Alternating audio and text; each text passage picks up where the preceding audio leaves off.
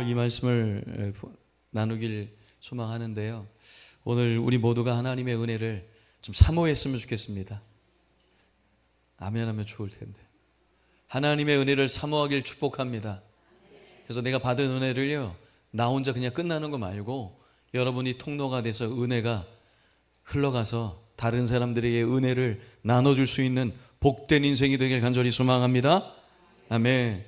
오늘 마태복음 9장 말씀이 오늘 복음서 말씀인데 9장에 보면 절박한 인생들이 많이 나오거든요. 근데 그 앞장에 보면요, 어떤 일들이 일어나냐면 침상에 누워있는 중풍병자를요, 예수님께서 고쳐주시거든요. 근데 중풍병자가요, 고침받는 데 있어서 그가 뭐 한 게 하나도 없어요. 그가 스스로 일어날 수가 있나요? 아니면 예수님께서 스스로 예수님께 걸어갈 수가 있나요? 그는 아무것도 할 수가 없어요.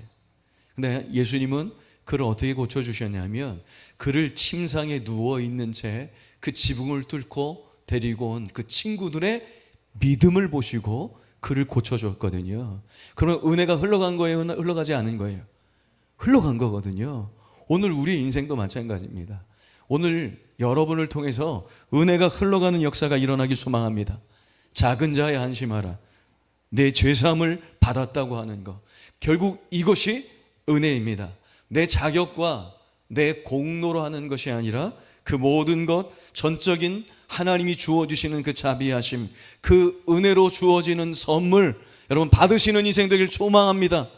그 은혜를 사모하셨으면 좋겠어요. 우리 옆 사람과 인사합시다. 우리 은혜를 사모합시다.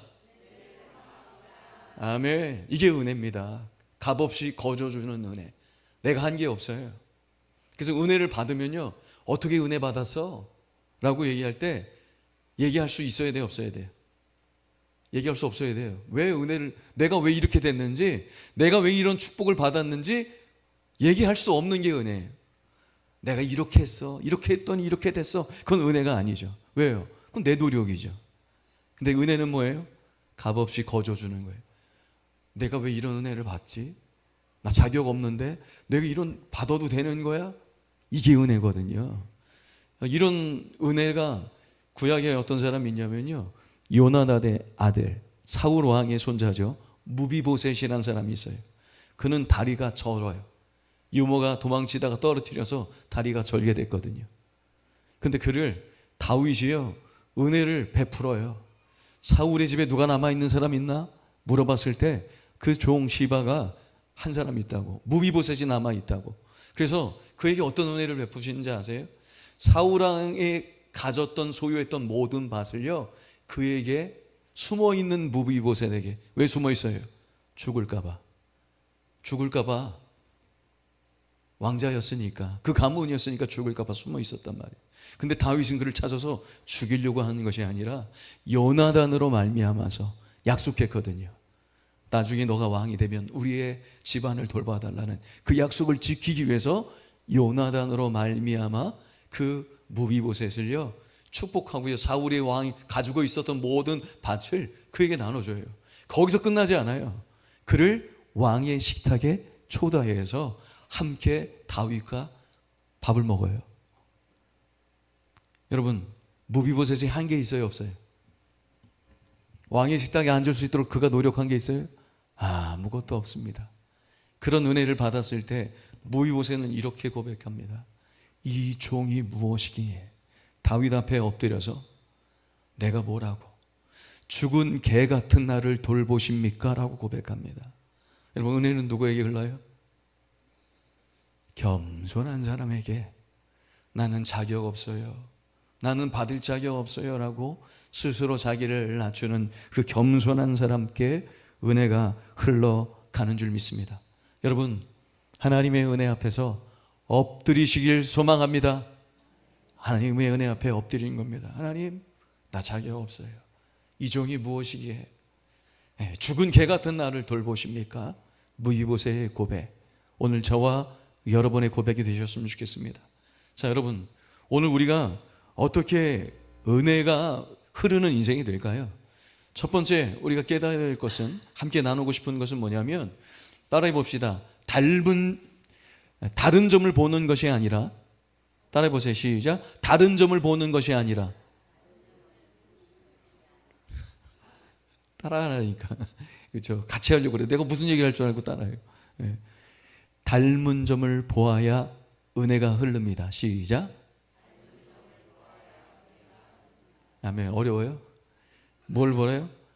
다른 점을 보려고 하지 마시고 닮은 점을 보는 사람이 그 인생에 은혜가 흐른단 말이에요. 사람에게는요 2가지 눈이 있어요. 어떤 눈이냐면 은혜의 눈이 있어요. 은혜의 눈, 사랑의 눈, 따뜻한 눈이죠. 반대로 어떤 눈이 있냐면 서늘한 눈이 있어. 사람은 이 2 눈을요 다 갖고 있어요. 한 가지만 눈만 갖고 있지 않아요.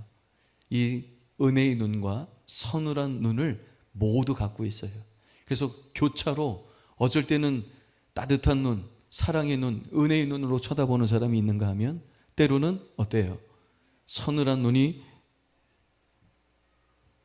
보여질 때가 있죠. 언제 서늘한 눈을 뜨게 돼요, 여러분?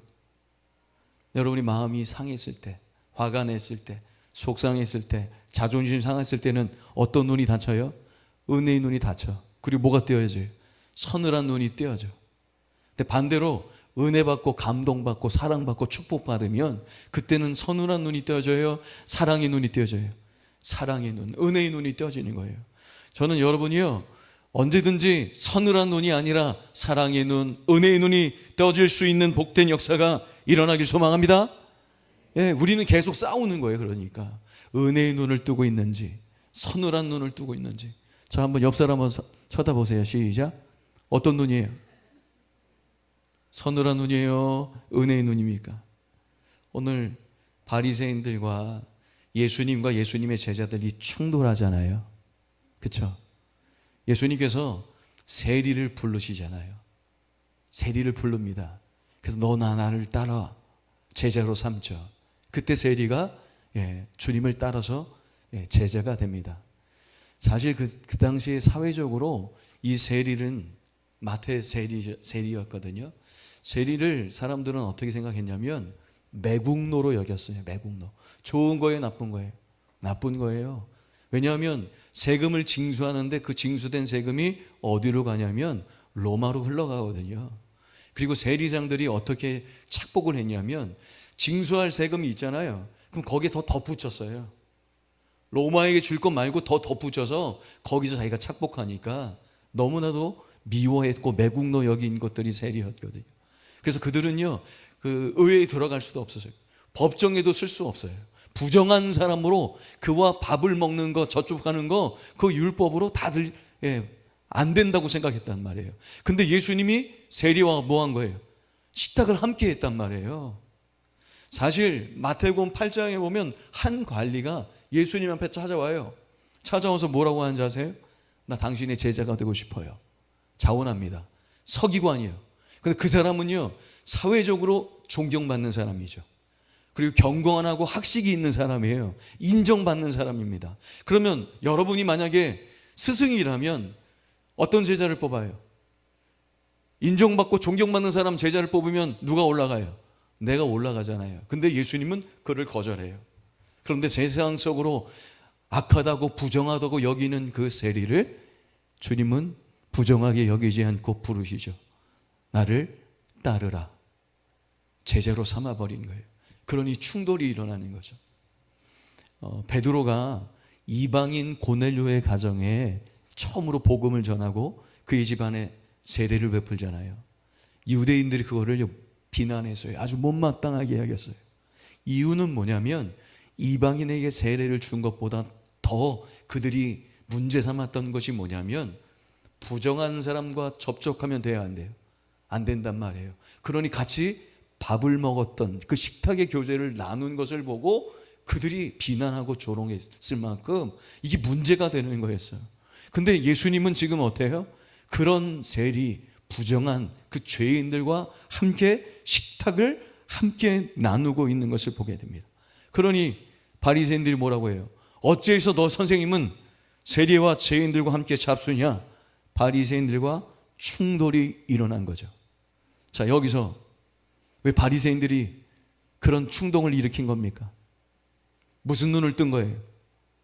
따뜻한 은혜의 눈을 뜬 겁니까? 서늘한 눈을 뜬 겁니까? 서늘한 눈을 뜬 겁니다. 다시 말하면 닮은 점을 보지 못하고 다른 점을 봤단 말이에요. 오늘 우리 인생에서도 마찬가지입니다. 나는 저 사람과 달라. 닮은 점이 아니라 다른 점을 보잖아요. 그럼 거기에는 은혜가 있어요, 없어요? 은혜가 있을 수 없는 겁니다. 여러분, 축복하고 싶은 건 뭐냐면 다른 점을 보지 마세요. 닮은 점을 찾을 수 있길 축복합니다. 여러분, 세리만 죄인입니까? 바리새인은 죄인 아니에요?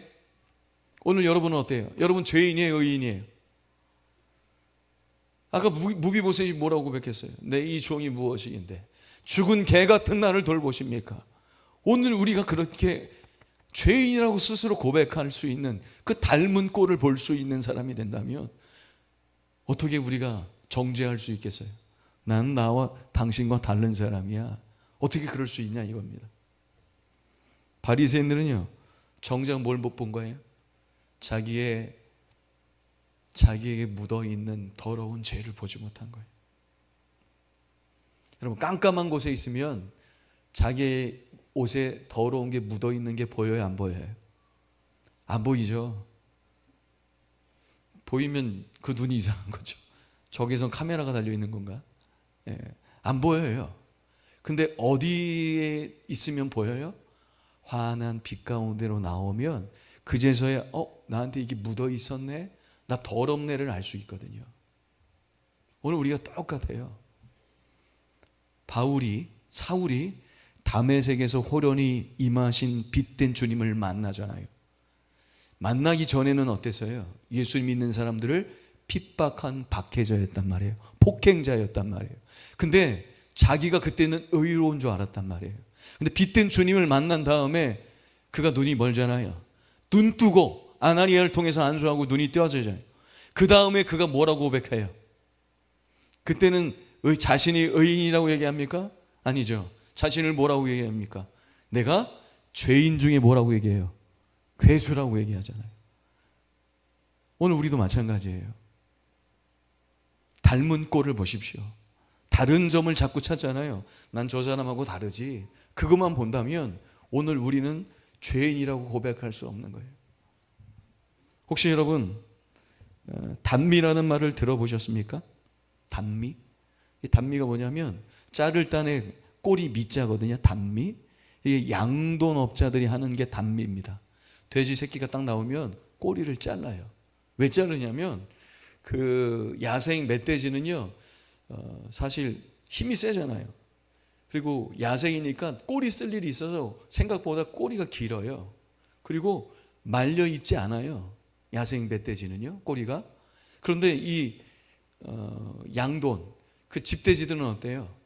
태화하죠. 꼬리를 사용할 일이 없어. 그래서 꼬리가 짧아요. 그리고 힘이 없어요. 그래서 돼지 꼬리는 일자예요, 아니면 말려 있어요? 말려 있죠. 이렇게 말려 있잖아요. 근데 얘네들이요, 돼지가 순하잖아요. 저 어렸을 때 돼지 우리 가면 돼지가 그렇게 이쁜지. 돼지 이뻐요. 공감을 안 하시는데 돼지 예쁘다고요. 돼지 눈이 얼마나 이쁜데요. 쌍꺼풀이요. 이 눈썹이 예술이야. 예뻐요. 색깔도 분홍빛 나잖아요. 이쪽에 약간 분홍스러운 분들이 이쪽에 앉아 계신데 분홍스러워가지고 예뻐요. 착해요. 근데 얘네들이 언제 발동이 걸리는지 아세요? 먹을 거 안 주면.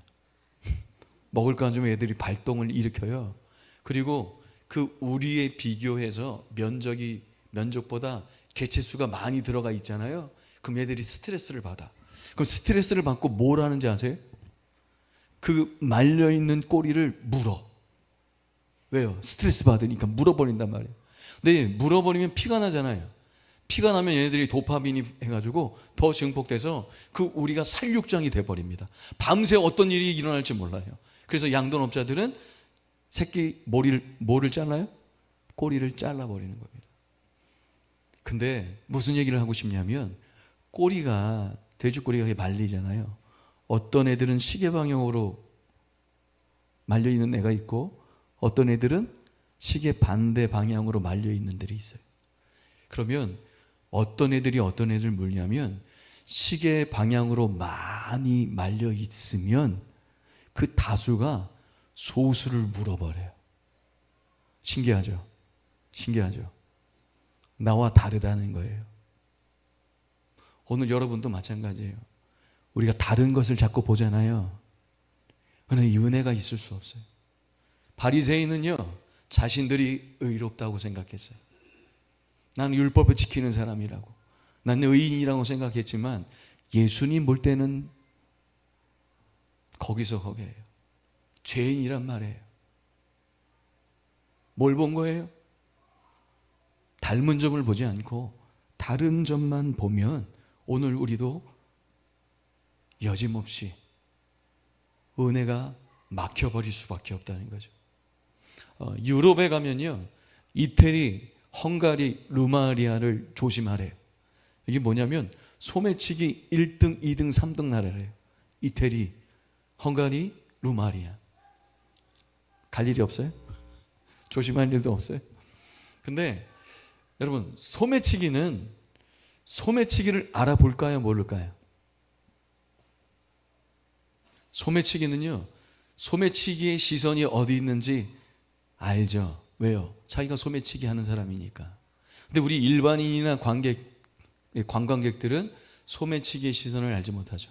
그래서 실질적으로 유럽에서는요, 어떻게 하냐면 소매치기범을 잡을 때 전직 소매치기범을 데리고 경찰이 같이 가서 그래서 잡는다는 거예요. 경찰은 그걸 몰라도 누구나 알아요. 전직 소매치기범들은 소매치기의 그 시선을 대법원 안단다는 거죠. 그 결론은 그거죠. 은혜의 눈을 갖고 있는 사람은 은혜가 보이는 거죠. 서늘한 눈을 갖고 있는 사람은 그 서늘한 눈을 모르지 않습니다. 서늘한 눈을 갖고 있는 사람은 서늘한 눈을 가진 사람을 알고요. 은혜의 눈을 갖고 있는 사람은 은혜의 눈을 알아봅니다. 내가 죄인인데 누구에게 죄인이라고 할 수 있겠습니까? 하나님의 그 은혜, 헤세드라고 하잖아요. 변함없는 사랑. 그 사랑이 있기에 자격 없는 죄인인 우리를 주님께서 당장 죽을 수밖에 없는 죽은 개 같은 우리 무비보셋과 다를 바가 없는 우리 인생을 하나님께서 우리를 사용하고 계신다는 사실을 믿고 여러분 스스로 죄인임을 고백할 수 있는 오늘 이 아침 되길 간절히 소망합니다. 닮은 점을 보지 못하고 다른 점만 바라보고 있는 바리새인들을 향해서 예수님은 오늘 뭐라고 하십니까? 우리 12절 13절 읽어봅니다. 12절 13절 시작. 예수께서 들으시고 이르시되 건강한 자에게는 의사가 쓸데없고 병든 자에게라야 쓸데있느니라. 너희는 가서 내가 긍휼을 원하고 제사를 원하지 아니하노다 하신 뜻이 무엇인지 배우라. 나는 의인을 부르러 온 것이 아니요 죄인을 부르러 왔노라 하시니라. 아멘. 주님은 제사가 아니라 긍휼을 원하신다고 하잖아요. 이 긍휼이라는 뜻이 뭐냐면 헤세드입니다. 헤세드. 하나님의 변함없는 사랑, 그 사랑과 은혜, 오늘 그 은혜가 오늘 우리 가운데 일어나길 간절히 소망하며 여러분 은혜의 눈이 띄어질 수 있길 간절히 축복합니다. 은혜의 눈을 뜨십시오. 우리가 죄인이라는 것을 볼 수 있었으면 좋겠어요. 요나 선지자가 하나님 명령을 듣죠. 니느웨 가서 회개를 선포하라고 합니다. 근데 그는 순종하지 않아요. 니느웨로 가지 않고 다시스를 향하여 갑니다. 저는 그것을 보면서 결국은 니느웨보다 요나가 문제인 거잖아요. 깨닫게 되는 건 뭐냐면 요나서가 말씀하고 있는 건 바로 그거 같아요. 니느웨가 죄인인 것 같아? 너는 니느웨보다 더한 니느웨야 라고 말씀하고 계시는 것 같아요. 하나님 앞에 순종하지 않는, 하나님 말씀을 듣지 않는 자. 바리새인 역시 똑같은 거죠. 오늘 우리는 어때요? 바리새인보다 더한 바리새인이 우리 아닙니까? 그걸 볼 수 있는 은혜의 눈이 떠진다면 그 인생에는요, 은혜가 흘러가는 인생이 될 수밖에 없는 줄 믿습니다. 나는 저 사람과 다르지가 아니라 그 사람이나 나나 무비보셋이나 셀이나 부정하게 여기는 그 모든 사람도 결국 뭐가 없으면 살아갈 수 없어요? 하나님의 은혜가 없으면 모두 다 의인이 될 수 없음을 고백하는 사람으로 살아간다면 반드시 그의 인생에는 은혜가 흘러갈 수밖에 없음을 믿음으로 소망합니다. 여러분 축복할게요. 여러분 하나님 말씀에 순종하시고 다른 점이 아니라 닮은 점만 보셔서 여러분 하나님의 말씀에 순종하는 자로 은혜가 1000대까지 흐르는 복된 인생 되길 축복합니다. 아멘. 은혜가 몇 대예요? 1000대. 1000대 맞아야지 뭐. 하나님 은혜. 두 번째, 오늘 은혜가 흐르는 인생은 뭐냐면 은혜는 결국 예수님께 손을 내미는, 예수님이 내미는 손을 붙잡는 사모함과 간절함이 있는 사람, 그 은혜를 사모하는 사람의 인생 가운데 흐르게 되는 것이 은혜인 줄 믿습니다. 저는 18절 이하에 보면 절박한 상황이 나오잖아요. 한 관리가 나와서 예수님께 절합니다. 뭐라고 얘기하냐면 내 딸이 방금 죽었대요. 그러니 그의 몸에 손을 얹어 주소서. 그러면 살아나겠나이다. 믿음이 있어요, 없어요? 믿음이 있죠. 문제는 뭐냐면 죽었대요. 이미 죽었대요. 방금 죽어갑니다. 주님 오셔서 손을 얹어주세요. 그러면은 갈 수 있겠죠. 근데 죽었대요. 다른 복음서와 다른 건 뭐냐면 다른 복음서는 죽어간다고 했는데 오늘 마태복음에서는 죽었다고 얘기합니다. 자, 그러면 율법적으로 보는 겁니다. 율법에서 죽은 사람 사체는 만지면 돼요, 안 돼요? 안 되는 거예요. 율법적으로는 부정하기 때문에 만지면 안 되는 겁니다. 근데 지금 예수님은 뭐라고 하시는 거예요? 예수님께 그 죽은 자를 살려내라고 얘기하는 거는요, 원할 수 있는 것이 아니에요. 요구가 부당한 요구가 될 수밖에 없습니다. 근데 주님은 어때요? 그를 한계를 뛰어넘어서 손 내밀러 가시는 거예요. 그를 일으켜 세우러 가시는 거예요. 근데 가는 가운데 누구를 만나요? 12의 혈류병을 앓고 있는 여인. 이 12의 혈류병을 앓고 있는 여인은 어떤 병이에요? 유출병입니다. 피가 멈추지 않는 거예요. 그러면 성경에서도 마찬가지예요. 율법적으로 이 혈류병을 앓고 있는 사람은 의로운 사람이에요? 부정한 사람이에요? 부정한 사람입니다. 그 부정한 사람하고 접촉하면 돼요? 안 돼요? 안 돼요. 격리시켜서 따로 살아갈 수밖에 없는 거예요. 근데 그가 예수님이 지나가는 소식을 듣고 12해 동안 고쳐도 해복을 것 다 해봐도 고침을 받을 수 없었던 안타까운 인생 가운데 주님 앞에 옷자락이라도 붙잡으면 내가 나을 것을 믿고 있는 말씀. 마태복음 9장 21절에 이렇게 써 있습니다. 이는 제 마음에 그 겉옷만 만져도 구원을 받겠다 함이라. 사모함이 있었습니다. 여러분, 그러나 여기서 대조되는 게 있어요. 뭐냐면 이 한 관리가 죽은 딸을 살려달라고 하잖아요. 다른 복음에서는 야이로의 딸 회당장, 그 딸을 살려내려고 하는 말씀과 연결이 되긴 하거든요. 자, 12살이었어요 그 소녀가. 그러면 관리의 자녀로 딸로 태어나서 그는 편안하게 행복하게 살았을 겁니다. 근데 이 혈류병 앓던 여인은 12해, 정말로 얼마나 사람들의 손가락과 그쵸? 그 무시와 많은 비난을 다 감수하며 12년 동안 똑같은 12년이지만 분명히 다른 것을 보게 되잖아요. 근데 주님은 뭐라고 하세요? 그 혈류병 앓던 여인에게 딸아 안심하라. 뭐라고 불러요? 딸이라고 부르는 거예요. 사실 언제 고침받게 되냐면 우리는 대부분 다른 복음서에는 옷자락을 붙잡았을 때 예수님께서 뭐가 나갔다고 해요? 내게서 능력이 나갔다고 하잖아요. 그 순간 고침받았다고 생각하지만 결국은 이 한 관리도 마찬가지고 이 혈류병 앓던 여인도 마찬가지고 내 믿음이 구원을 받았다고 얘기하거든요. 오늘 여러분에게 어떤 믿음이 있습니까? 우리의 한계, 죽음까지도 그 너머에 계신 하나님을 신뢰하면서 간절한 믿음, 사모하는 믿음으로 여러분이 하나님을 붙잡으면 그 믿음으로 인하여서 하나님의 은혜가 반드시 흘러가는 복된 인생이 여러분의 삶 속에 펼쳐지게 될 줄 믿습니다. 오늘 그 믿음을 여러분이 소유하셨으면 좋겠어요. 그 믿음이 오늘 우리 인생에 은혜가, 하나님의 은혜가 흘러가게 만들어 가고 계시는 겁니다. 따라 안심하라. 내 믿음이 너를 구원하였다. 그 소녀를 향하여서 율법에는 부정한 사람 만지면 안 되니까 예수님은 그 죽은 그 소녀를 일으키려고 하지만 사람들은 직접적으로 막았을 겁니다. 그때 예수님은 뭐라고 해요? 소녀를 위해서 죽었다고 합니까? 아니죠. 소녀가 잔다라고 하잖아요. 죽은 것이 아니라 잔다라고 말씀하시거든요. 여러분, 은혜는요 누구에게 나타나요? 예수님이 죽은 것이 아니야 자는 거야 라고 했을 때 사람들은 조롱했어요. 비웃었어요. 은혜는요 가만히 있는 사람에게 은혜가 임하지 않아요.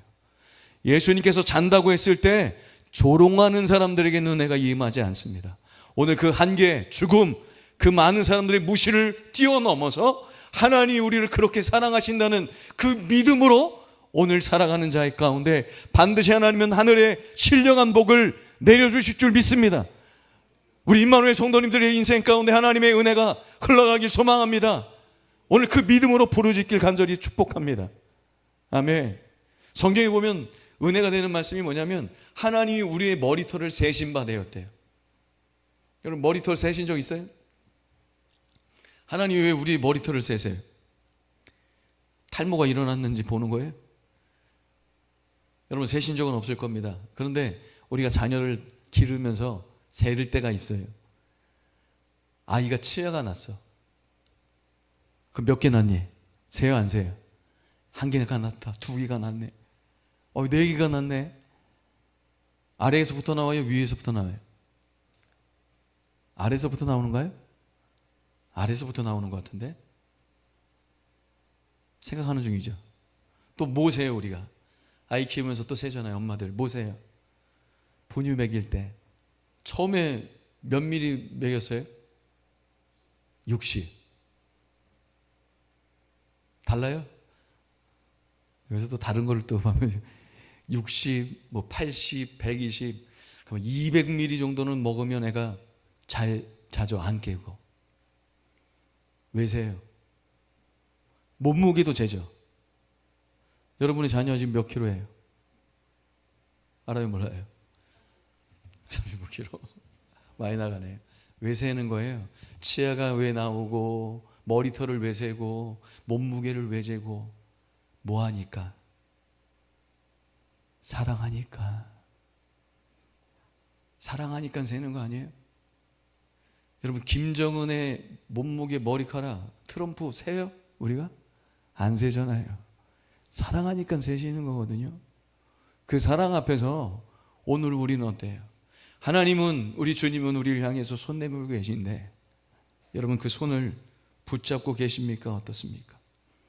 소녀는 죽음으로 부정했고 여인은 혈류병으로 부정했어요. 부정하다는 세일이 주님은 그를 제자로 삼으셨습니다.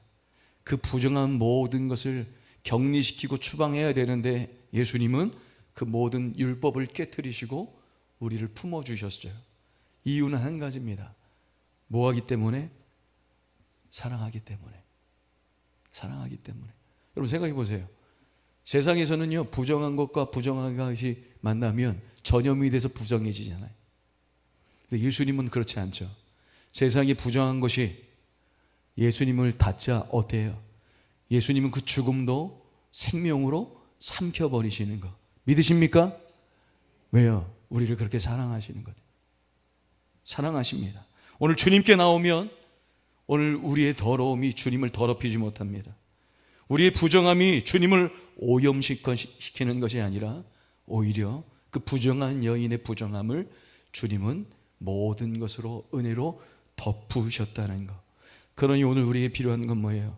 주님 우리를 사랑하는 것만큼 저와 여러분도 주님을 사랑하시는 그 사모하는 믿음, 그 간절한 믿음만 있다면 반드시 오늘 우리의 인생에는 하나님의 은혜가 흘러가게 되는 것일 줄 믿습니다. 나라 안심하라 라고 말씀하시는 하나님의 은혜. 근데 우리는 어떻게 돼요? 우리를 이렇게 사랑하시고 우리 교회를 이렇게 사랑하시는데 우리는 이런 마음이세요. 주님 딱 여기까지만, 한계를 넘어가시는 하나님 앞에서 우리는 자꾸 한계를 짚고 선을 긋고 있지는 않은지, 하나님, 난 여기까지만이에요. 나 여기까지만 헌신할게요. 난 이 정도만 믿을게요. 하나님, 난 여기는 못합니다. 전 안 됩니다. 우리 한계 앞에서 자꾸 멈추고 있지는 않은지 여러분 돌아보셨으면 좋겠습니다. 근데 분명히 기억할 건 뭐냐면, 우리가 스스로 한계를 짓는 것이 나를 지키고 나를 보호해주고 나를 안정시킬 것 같죠? 아니에요. 내가 긋는 한계는요, 하나님의 은혜로 나가지 못하는 담을 쌓고 있다는 사실을 깨닫는 우리 임마누엘 성도님 되길 소망합니다. 한계를 긋지 마시라는 얘기예요. 하나님은 한계 넘어서 우리를 사랑하잖아요. 근데 우린 자꾸 한계를 줘. 여기까지예요. 이것만 해요. 저건 못해요. 우리가 다 한계를 긋고 있는데 그게 나를 보호하지 않아요. 그게 하나님의 은혜를 가로막고 있다는 사실을 분명히 깨달아야 되는 거예요. 제가 한 영상을 봤는데, 그 배우 차인표 씨를 아실 거예요. 그 차인표 씨가 옛날에 미국에 살았잖아요. 미국에 사는데 어떤 식당에 갔는데 주방장인지 요리사가 체격이 너무 좋았나 봐요. 흑인이었는데. 근데 그 다른 사람들이, 주변의 그 동료들이 그 요리사에게 함부로 못한대요. 함부로 못하는 걸 딱 보고 용기를 내서 물어봤대요. 당신처럼 그렇게 체격이 건장해지려면 어떻게 하면 돼요? 물어봤대요. 근데 그 사람이 이런 얘기를 하더래요. 팔굽혀펴기를 1,500개 하면 된다고. 몇 개요?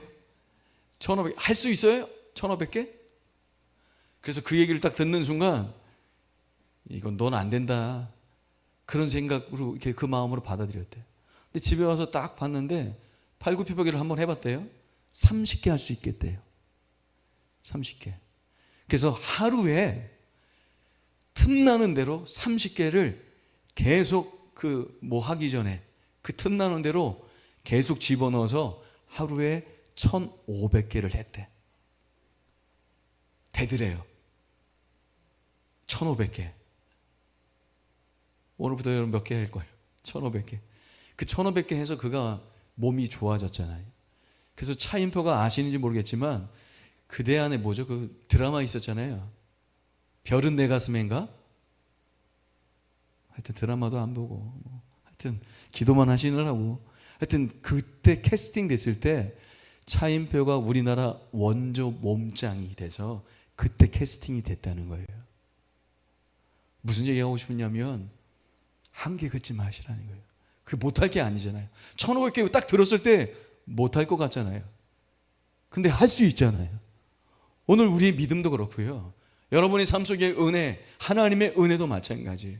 우리가 선을 그어서 안 되는 거지, 하나님은 오늘도 은혜를 허락하고 계신 줄 믿습니다. 또 한 가지 얘기할게요. 원주에 가면 소금산이라고 있어요. 소금산에 왜 소금산이냐면 소금이 있어서 소금산이 아니에요.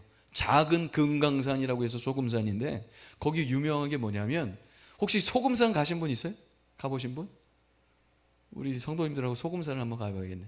거기에 출렁다리가 유명하고요, 울렁다리가 유명합니다. 출렁다리는 들어봤죠? 울렁다리는 못 들어보셨죠? 거기 울렁다리가 있는데, 그 출렁다리는 200m 정도 거리가 되고요, 다리 길이가. 울렁다리는 2배예요. 400m가 넘어. 근데 같이 간 목사님 중에 한 분이 고소공포증이 있는 거예요. 그래서 출렁다리를 못 건너요. 갔는데 출렁다리를 못 걷는 거예요. 그래서 이분이 어떻게 했냐면, 우회 도로가 있어요. 옆으로 걸어갈 수 있는 다른 데가 있어. 그래서 출렁다리를 건너가고, 우리는 그분은 이렇게 돌아서 우회되는 도로로 해서 만나서 잔도길 힘들게 가가지고 딱 갔는데, 한참 몇 시간 지나서 도착했는데 무슨 다리가 있어요 앞에? 울렁다리. 아까보다 2배 더 긴, 밑에 그 다 뚫려 있는, 유리로 되어 있는 그 코스도 있거든요. 그게 있으니 이분이 어때요? 가요 못 가요? 근데 뭐가 없어요? 우회하는 데가 없어요. 여기는 목적지를 가려면 어쩔 수 없이 돌아가거나 글로 지나갈 수밖에 없는 거예요. 그래서 결국 이분이 고소공포증이 있지만 밑에 보고 위에 보고 같이 손 붙잡고 이렇게 지나가서 울릉다리 400m 결국은 통과했거든요. 한계를 뛰어넘은 거죠. 저는 우리 인생도 그럴 것 같아요. 여러분, 우리 인생에는 출렁다리, 울렁다리가 없나요? 왜 없겠어요? 그죠? 세리처럼 죄인이라고 다른 사람들이 여러분을 비판하고 여러분의 자존심을 건드리며 무시하는 그 평판들, 오늘 우리 앞에 있는 질병들, 우리가 해결할 수 없는 모든 문제들 앞에 여러분, 인생에 일어나는 삶 속의 모든 문제는요, 우회 도로가 없어요. 해결할 길이 없어요. 누구의 은혜만 있으면 되는 거예요? 하나님의 은혜. 그러니까 예수 그리스도가 오늘 우리의 피할 길. 이 세상에는 다른 우회의 도로는 없습니다. 우리가 건진받고 구원받는 은혜의 길은 오직 예수 그리스도 한 길밖에 없는 거 여러분 믿으시고 살아가실 수 있길 축복합니다. 예. 말씀을 하실게요. 은혜가 흐르는 인생이 되게 오늘 우리가 어떻게 살아갈까요? 저는 은혜가 어떻게 은혜가 되냐면 제가 최근에 깨달은 게 그거예요. 은혜는요, 주는 사람으로 결정되지 않아요. 내가 아무리 은혜를 베풀어도요, 어디서 은혜가 결정되냐면 받는 사람이 뭘로 받아야 돼요? 은혜로 받아야 돼요. 그럼 그 사람이요, 은혜의 눈을 뜨고 있어야 돼요. 서늘한 눈을 뜨고 있으면요, 절대 은혜가 되지 못해요. 받는 사람이 은혜로 받아야지 그것이 은혜로 된단 말이에요. 그러니까 하나님은 여러분을 향해서 오늘도 뭘 주세요? 은혜를 주고 계세요. 오늘 이 예배에 은혜가 있어요, 없어요? 있어요. 그럼 이 은혜가 어떻게 돼요? 그걸 받아야지 은혜가 되거든요. 그러면 오늘 우리 마음밭이요, 옥토가 되어야 돼요. 옥토. 근데 마음이 옥토가 아니고 길가와 같은 마음이 있고 지금 돌밭과 같은 마음이 있고 가시떨기와 같은 마음이 있는 사람이 있다면 그분들은 반드시 하나님의 은혜가 되려면 해야 할 것이 있어요. 길가와 같은 마음이 있는 사람은 뭐 해야 되는지 아세요? 하나님의 은혜, 말씀의 씨에는 문제가 없거든요. 근데 그 씨가 땅에 떨어지면 그 길가와 같은 사람은 마음밭에 뭐가 와요? 새가 와서 그 씨를 물어가잖아요. 그럼 길가와 같은 마음이 있는 사람은 뭐 해야 돼요? 그 새를 쫓아야 돼요. 돌짝밭과 같은 마음이 있는 사람은 뭐 해야 돼요?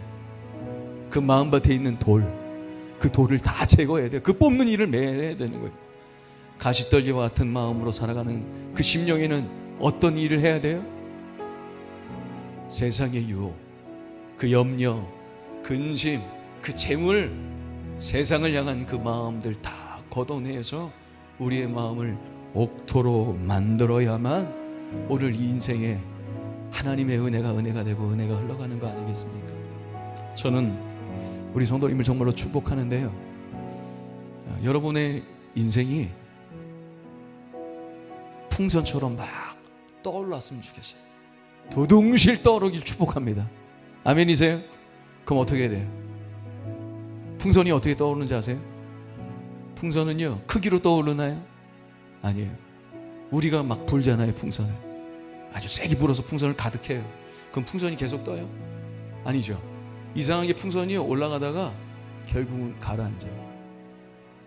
저는 그게 은혜인 것 같아요. 뭐냐면 우리의 힘으로, 내 능력으로 아무리 불어넣어도 우리가 불어넣는 것 가운데 두려움과 의심과 불평이 가득하면요, 그거는 공기보다 무거울 수밖에 없어요. 그럼 어떻게 돼요? 떨어져요. 그러나 우리 영혼에 여러분 헬륨가스 아세요? 공기보다 가벼워. 여러분 인생의 풍선에 하나님의 은혜가 헬륨가스예요. 아멘? 그 영혼에 하나님의 은혜를 불어넣으세요. 불어넣으세요. 그럼 두둥실 떠오를 겁니다. 여러분 다른 거 보지 마세요. 우린 다 죄인입니다. 닮은 꼴을 보시고 부정하다고 여기지 마시고 오늘 사모하는 마음, 간절한 마음으로 내 영혼 가운데 하나님의 은혜 허락해 달라고 그 은혜의 헬륨가스를 가득 불어넣으셔서 이 한 주도 하나님과 두둥실 떠오르는 우리 복된 인생 살아가는 우리 만을 모든 성도님 되길 주의 이름으로 축원드립니다. 아멘. 우리 모두 일어나셔서 우리 결단 찬송할까요? 오직 예수뿐이네.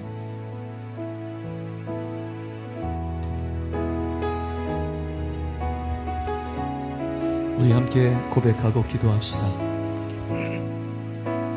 은혜 아니면 살아갈 수 없네. 은혜 아니면 살아갈 수가 없네. 복음마저도 다 주의 것이니 세상 평안과 위로 내게 없어도 예수, 오직 예수뿐이네. 다시 한번 은혜 아니면 살아갈 수 없네. 은혜 아니면 살아갈 수가 없네. 복음마저도 다 주의 것이니 세상 평안과 위로 내게 없어도 예수, 오직 예수뿐이네. 크신 계획 다 볼 수도 없고 작은 고난에 지쳐도 주께 묶인 나의 모든 삶 버티고 견디게 하시네. 아멘. 은혜 아니면 살아갈 수가 없네. 나의 모든 것 다 주께 맡기니. 아멘. 참된 평안과 위로 내게 주신 주 예수, 오직 예수뿐. 크신 계획 알 수 없지만 크신 계획 다 볼 수도 없고 작은 고난에 지쳐도 주께 묶인 나의 모든 삶 버티고 견디게 하시네. 아멘. 은혜 아니면 살아갈 수가 없네. 주님, 나의 모든 것 다 주께 맡기니 참된 평안과 위로 내게 주신 주 예수, 오직 예수뿐이네. 우리 시간에 같이 기도하며 나갈 때 하나님, 오늘 우리가 서로의 다른 점을 바라보는 자가 아니라 은혜의 눈을 떠서 닮은 점을 바라볼 수 있도록 도와주시고, 오늘 우리가 한계를 스스로 긋는 것이 아니라 내가 긋는 한계가 결국 하나님의 은혜의 담을 막아버릴 수밖에 없음을 깨닫고, 오늘 그 모든 것 뛰어넘어서 하나님, 우리 영혼에 하나님의 은혜로 가득 채워주셔서 우리의 인생이 하나님 두둥실 떠오르는 인생 되게 하여 주시고, 주님의 그 이름을 높여드리는 영화롭게 하는 인생 되게 해달라고, 주여 우리를 사랑하시고 축복해달라고 우리 주의 이름 한번 부르짖고 기도합니다. 주여, 하나님, 오늘도 우리의 자격으로, 하나님 우리의 힘으로 두려움으로 그 풍성을 불어내는 자가 아니라 하나님의 은혜로 우리 영혼을 하나님 채워가는 인생 되게 하여 주셔서 우리의 심령 채우셔서 이 한 주간도 주님과 날아오르는 복된 인생 될 수 있도록 아버지여 인도하여 주세요. 오직 주의 은혜밖에 없음을 고백합니다. 우리가 서로 다른 점을 바라보는 교만한 자가 아니라 겸손한 자로, 무비보새처럼 하나님, 내가 무엇이기에, 내 이 종이 무엇이기에 죽은 개 같은 나를 돌보십니까? 겸손함으로 주님 앞에 나가오니 하나님, 오늘도 우리를 축복하시고 주님이 우리 머리털을 세심 받으신 그 사랑으로 끝까지 세워주실 줄 믿고 의지하며 살게 하여 주옵소서. 그 신계획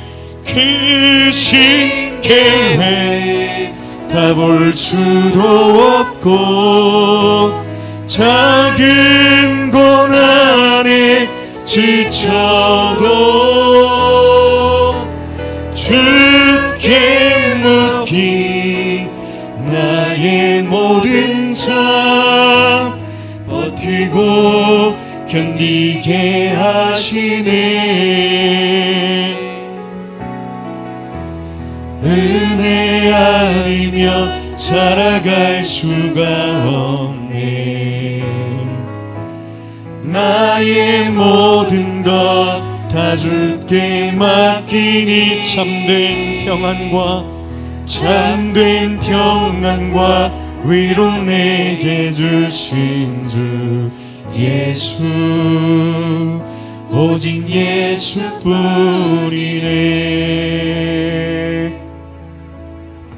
하나님, 참된 평안과 위로 내게 주신 오직 예수 한 분밖에 없음을 고백합니다. 세상에 나에게 위로 줄 수 있는 우의 도로는 아무것도 없음을 이 시간 고백하며 겸손하게 하나님, 나는 저 사람과 다르다는 그 교만의 서늘한 눈을 뜨는 자가 아니라 하나님 은혜의 눈을 뜨고 닮은 점을 바라보며 간절함과 사모함으로 한계를 넘어 그 모든 것을 깨뜨리신 주님의 사랑으로 더욱더 연합함으로 하나님 나라 세워가는 우리 임마누엘 모든 성도들 될 수 있도록 하나님 은혜 허락하셔서 이 한 주도 하나님 도둥실 우리 영혼 가운데 하나님의 은혜로 가득 채우게 하셔서 하나님 영광된 삶 누리게 하여 주시옵소서. 지금은 오직 십자가를 통하여 하나님을 바라보게 하시는 우리 구주 예수 그리스도의 은혜와 오늘 우리를 교회로 부르신 하나님의 크신 은혜와 우리가 교회로 살게 하시는 성령님의 감화 감동 역사 내재 충만하심이 오늘 은혜가 흐르는 복된 인생이 되길 사모하며 세상을 나가는 우리 임마누엘 모든 성도와 이 가정과 직장과 사업장 위에 이제부터 영원토록 함께 하시기를 간절히 축원하옵나이다. 아멘. 축복합니다. 하나님 승리하는 이 한 주 임하실 주님을 높여드립니다.